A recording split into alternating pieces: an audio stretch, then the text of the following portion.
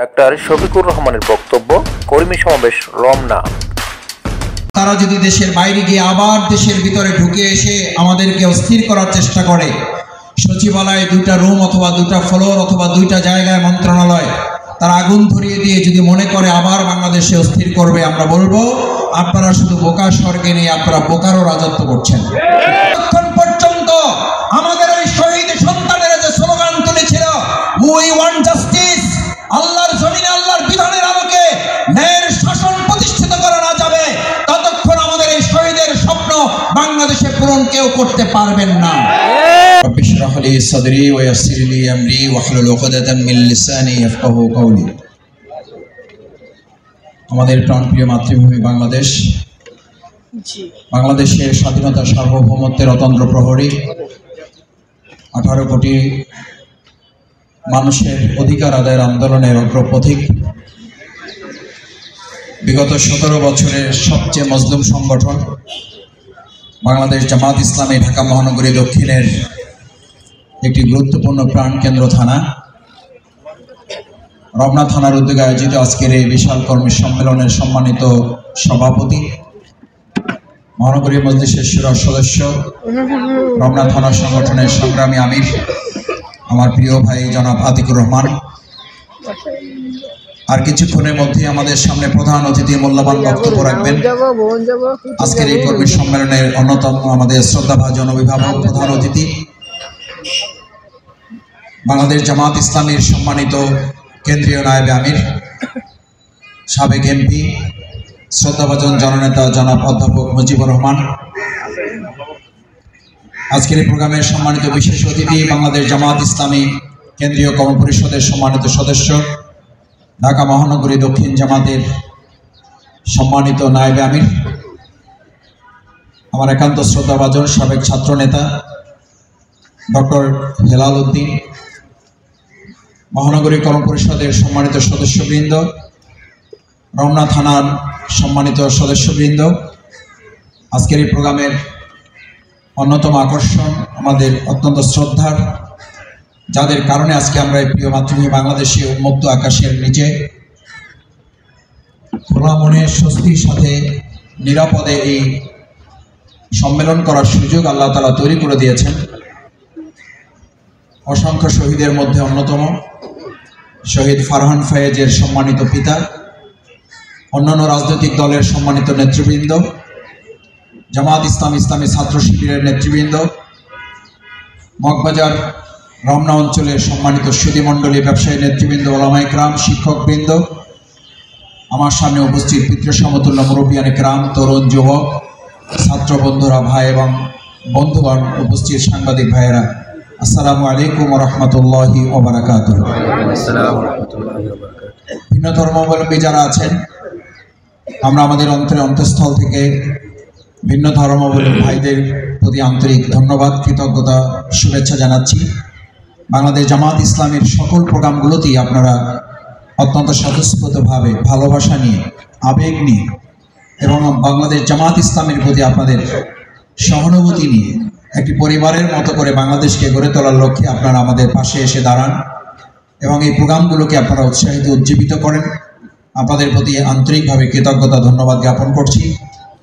আইন শৃঙ্খলা রক্ষাকারী সম্মানিত সদস্যবৃন্দ যারা কষ্ট করছেন, সে সমস্ত আইন শৃঙ্খলা রক্ষাকারী সদস্যবৃন্দের প্রতিও আন্তরিক অভিনন্দন এবং শুভেচ্ছা, ধন্যবাদ জ্ঞাপন করছি।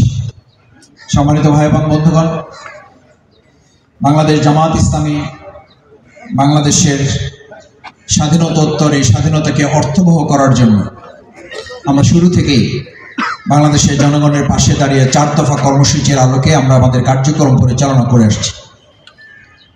আমরা মানুষের কাছে মহাগ্রন্থ আল কোরআনের আহ্বান এই জন্য পৌঁছাচ্ছি, মহাগ্রন্থ আল কোরআনই হচ্ছে মানুষের মুক্তির ঠিকানা। আজকের অন্তর্বর্তীকালীন সরকার যত রোডম্যাপের ঘোষণাই করুক, যত সংস্কারের কথাই বলুক, প্রকৃতপক্ষে আল্লাহ সুবহানাহু ওয়া তাআলা পৃথিবীতে মানুষকে পাঠিয়ে এই দুনিয়া কিভাবে পরিচালিত হলে, কোন রোডম্যাপে চললে, কোন সংস্কারের পদ্ধতি অবলম্বন করলে আমাদের মুক্তি হবে, সে কথা তিনি পরিষ্কার ঘোষণা করে জানিয়েছেন, ফা ইম্মা ইয়াতিয়ান্নাকুম মিন্নি হুদান, আমি তোমাদেরকে একটা রোডম্যাপ দিয়ে দিলাম, আমি তোমাদেরকে সংস্কারের একটা পথ এবং পদ্ধতি তোমাদেরকে দিয়ে দিলাম। ফামান তাবিআ, এটাকে যদি তোমরা ফলো করো, এটাকে যদি তোমরা মানো, এটাকে যদি তোমরা নির্দেশ অনুসরণ করো, ফালা খাউফুন আলাইহিম, তাহলে তোমাদের কোনো ভয় নাই, ওয়ালা হুম ইয়াহজানুন, তাহলে তোমাদের উদ্বেগ এবং উৎকণ্ঠার কোনো কারণ নেই। আল্লাহ সুবহানাহু ওয়া তাআলা যেহেতু মহাগ্রন্থ আল কোরআনকে একটা রোডম্যাপ উল্লেখ করেছেন, এটাকে সংস্কারের মূল প্রতিপাদ্য উল্লেখ করেছেন, বাংলাদেশ জামাত ইসলামী সেই জন্য মনে করে আমরা কোরআনকে অনুসরণ করি, আমাদেরকে আর কোনো রাষ্ট্রকে অনুসরণ করার প্রয়োজন নাই। আমরা যেহেতু মহাগ্রন্থ আল কোরআনের মাধ্যমে আল্লাহকে ভয় করি, সুতরাং পৃথিবীর আর কোনো বন্দুকের নল এবং রক্তচক্ষুকে আমাদের ভয় করার প্রয়োজন নেই। আমরা যেহেতু এক আল্লাহ তাআলার দেয়া এই বিধান মহাগ্রন্থ আল কোরআনের দাওয়াত মানুষের কাছে পৌঁছায়, সুতরাং তারা যদি দেশের বাইরে গিয়ে আবার দেশের ভিতরে ঢুকে এসে আমাদেরকে অস্থির করার চেষ্টা করে, সচিবালয়ে 2টা রুম অথবা 2টা ফ্লোর অথবা 2টা জায়গায় মন্ত্রণালয় তারা আগুন ধরিয়ে দিয়ে যদি মনে করে আবার বাংলাদেশে অস্থির করবে, আমরা বলবো আপনারা শুধু বোকা স্বর্গে নেই, আপনারা বোকারও রাজত্ব করছেন। তবে এটা ঠিক, আমি ছাত্র জীবনে আমাদের সম্মানিত বিশ্ববিদ্যালয়ের শিক্ষকদের কাছ থেকে শুনতাম, তারা বলতেন আওয়ামী লীগ এমন একটা দল, এই দল যদি সরকারে থাকে তাহলে জনগণের অবস্থা খারাপ, এই দল যদি বিরোধী দলে থাকে তাহলে জনগণের অবস্থা আরো খারাপ। আর এখন মানুষের কাছে স্লোগান এসেছে, এরা যদি বাংলাদেশে না, বাংলাদেশ থেকে পালিয়ে গিয়ে পৃথিবীর যে প্রান্তে থাকুক, গোটা পৃথিবী তাদের কারণে অস্থির হয়ে যায়। তার প্রমাণ আমরা গত কয়েকদিন আগে পত্রিকায় এখনো দেখছেন, এই দেশ থেকে পালিয়ে গিয়ে পার্শ্ববর্তী তাদের রাষ্ট্রে গিয়ে সেখানে আমাদের মা বোনদের ইজ্জত নষ্ট করে ধর্ষণ মামলায় প্রায় 1 ডজনের বেশি সেখানে চুরি করে তারা গ্রেপ্তার হয়েছে। আওয়ামী লীগের এই সমস্ত সন্ত্রাস এবং ধর্ষণকারীরা বাংলাদেশ থেকে পালিয়ে গিয়ে অন্য একটা রাষ্ট্রে আমাদের মা বোনদের ইজ্জত নষ্ট করে, গরু চুরি করে, ছাগল চুরি করে, কারণ বিগত 15 বছরের অভ্যাস তো এখন তারা চাইলেও ছাড়তে পারতেছে না। সম্মানিত ভাই এবং বন্ধুগণ, মহাগ্রন্থ আল কোরআনের এই বিধানের আলোকেই বাংলাদেশ জামাত ইসলামী মনে করে এদেশের মানুষের ভাগ্যের পরিবর্তন হওয়া সম্ভব, কারণ আল্লাহ সুবহানাহু ওয়া তাআলা পরিষ্কার কোরআনে ঘোষণা করেছেন ইনিল হুকমু ইল্লা লিল্লাহ। বাংলাদেশ জামাত ইসলামী বলে না আসেন জামাত ইসলামীর আইনে দেশ পরিচালনা হোক। বাংলাদেশ জামাত ইসলামী এটা বলে না মাওলানা মওদুদী রাহিমাহুল্লাহ এটা বলেছেন এটার আলোকে পরিচালিত হোক। আজকে আমরা যে ময়দানে বসে কাজ করছি, সম্মেলন করছি, আমাদের অত্যন্ত প্রেরণার এবং মর্যাদার বাংলাদেশ জামাত ইসলামী বাংলাদেশের সম্মানিত সাবেক আমির বর্ষিয়ান মুসলিম জননেতা, যিনি বাংলাদেশে গুরুত্বপূর্ণ অনেকগুলো ভূমিকার মধ্যে ভাষা আন্দোলনের অগ্রণী সেনানী ছিলেন, বাংলাদেশের এই তত্ত্বাবধায়ক কেয়ারটেকার সরকারের যিনি রূপকার ছিলেন, যিনি বাংলাদেশের মানুষের ভাগ্যের পরিবর্তনের জন্য ভূমিকা পালন করেছেন, সেই অধ্যাপক গোলাম আজম রাহিমাহুল্লাহর স্মৃতি বিজড়িত অঞ্চল, তার কথার মাধ্যমে তো আমরা বলি না যে আসেন গোলাম আজম রাহিমাহুল্লাহ এই কথা বলেছেন, তার আলোকে আমাদেরকে পথ চলতে হবে। সম্মানিত ভাই এবং বন্ধুগণ, বাংলাদেশ জামাত ইসলামী সেই দাওয়াত এবং তাবলীগের মাধ্যমে মানুষের কাছে ইসলামের আহ্বান এ কারণে পৌঁছাতে চায়, বাংলাদেশের স্বাধীনতার অর্জনের 53 বছর পর অতিবাহিত হলেও আমরা আমাদের জাতির এবং দেশের মানুষের ভাগ্যের পরিবর্তন করতে পারলাম না কেন? বাংলাদেশ জামাত ইসলামী দেশ স্বাধীনের পরে সেই সময় যে কথা বলেছিল, আজ 53 বছর পর মানুষ সেই কথা বলা শুরু করেছে।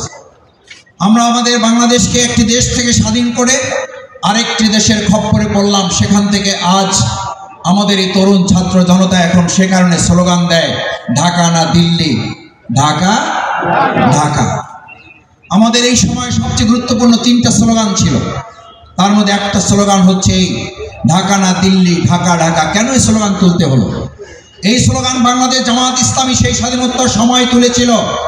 আমরা এই দেশের মানুষকে সতর্ক করে বলেছিলাম যে স্বাধীনতা আমরা অর্জন করেছি মূলত আমরা বাঘের পিঠ থেকে সিংহের মুখের মধ্যে পড়েছি। সিংহের মুখের মধ্যে পড়ার কারণেই বিগত 17 বছরের সরকার বাংলাদেশকে একটা অঙ্গরাজ্য বানানোর অংশ হিসাবে শেখ হাসিনা বাংলাদেশের প্রধানমন্ত্রী না হতে পারার ক্ষোভের কারণে সেই দেশের সরকার মাঝে মধ্যে আমাদের শেখ হাসিনাকে মুখ্যমন্ত্রী হিসাবে সম্বোধন করত, কারণ তারা জানতো এই শেখ হাসিনা বাংলাদেশের মানুষের নির্বাচনে নির্বাচিত প্রধানমন্ত্রী নন। তারা জানতেন চাপিয়ে দেওয়া একজন রাষ্ট্রনায়ক হিসেবে আমাদের উপরে তাকে বসিয়ে দেওয়া হয়েছে।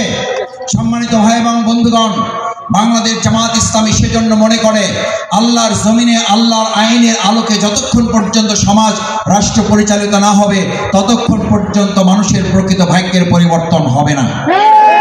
আজ পররাষ্ট্রনীতির দিক থেকে যদি আমরা এই কথাটি ঘোষণা করতে পারি, আলা লাহুল খালকু ওয়াল আমর, সৃষ্টি যার, আইন চলবে তার, আমরা যদি এই কথা ঘোষণা করতে পারি, লা তাখশা ইল্লাল্লাহ, এক আল্লাহ ছাড়া আমরা কাউকে ভয় করি না, এই কথা যতক্ষণ পররাষ্ট্র মন্ত্রণালয় ঘোষণা করতে না পারবে ততক্ষণ আমাদের সীমান্তে আমাদের ভাই বোনদের হত্যা বন্ধ হবে না। যতক্ষণ পর্যন্ত আমরা এই কথা ঘোষণা করতে না পারবো সুদ এবং ঘুষ আল্লাহ হারাম করেছেন ততক্ষণ পর্যন্ত বাংলাদেশ অর্থনৈতিক সমৃদ্ধি অর্জন করতে পারবে না। আজ একটা কথা ফারহান ফায়েজের শহীদের পিতাকে সামনে রেখে বলতে চাই, শহীদের পিতারা আমাদের কাছে যে আবেদন করছেন, যে আহ্বান জানাচ্ছেন অর্থনৈতিক সমৃদ্ধি অর্জনের একটা বাংলাদেশ, যতক্ষণ পর্যন্ত আমাদের ওই শহীদ সন্তানেরা যে স্লোগান তুলেছিল উই ওয়ান্ট জাস্টিস, আল্লাহর জমিনে আল্লাহর বিধানের আলোকে ন্যায়ের শাসন প্রতিষ্ঠিত করা না যাবে ততক্ষণ আমাদের এই শহীদের স্বপ্ন বাংলাদেশে পূরণ কেউ করতে পারবেন না।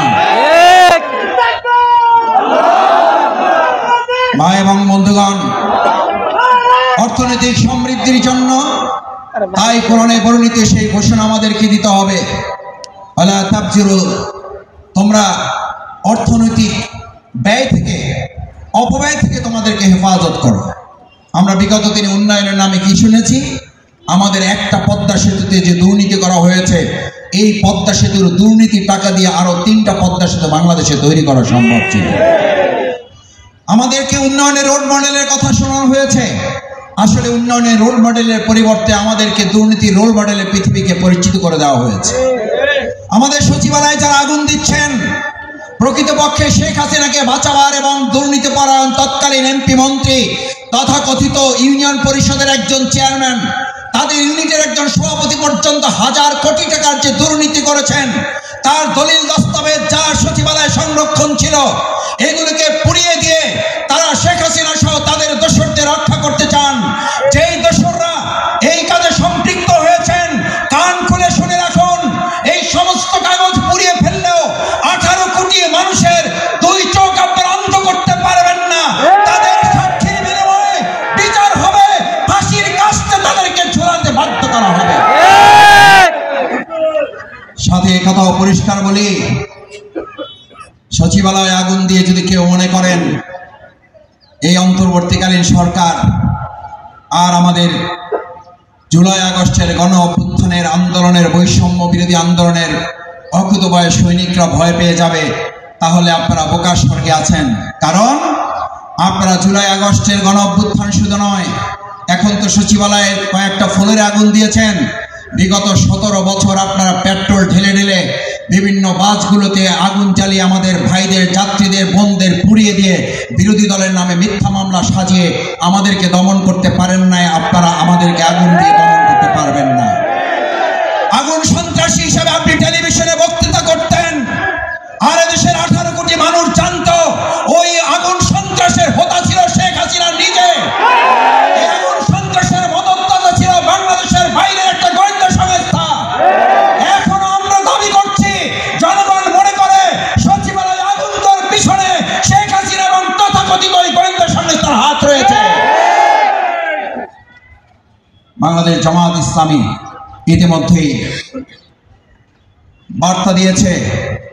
আমাদের পক্ষ থেকে সংগঠনের সেক্রেটারি জেনারেল অধ্যাপক মিয়া গোলাম পরোয়ার সাবেক এমপি বিবৃতি দিয়েছেন, অতি সত্বর সুষ্ঠু নিরপেক্ষ তদন্তের মাধ্যমে তাদেরকে খুঁজে বের করে আইনের আওতায় নিয়ে এসে এবং ভবিষ্যতে এরকম আর কোনো দুর্ঘটনা যেন ঘটতে না পারে সে ব্যাপারে সতর্ক থাকার জন্য আমরা বর্তমান তত্ত্বাবধায়ক অন্তর্বর্তীকালীন সরকারকে আহ্বান জানিয়েছি।